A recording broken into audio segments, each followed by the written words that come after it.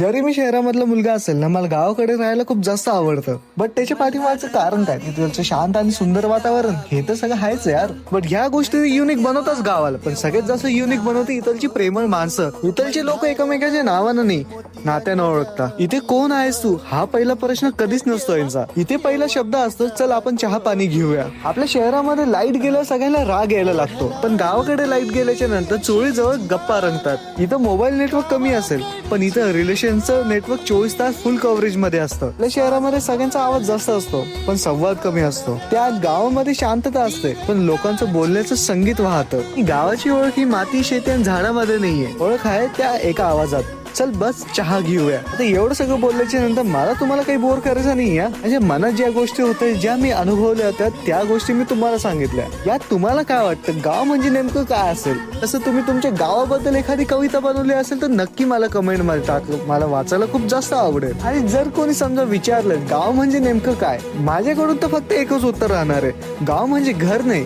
गाव म्हणजे आपलेपणाचा विश्व असतो.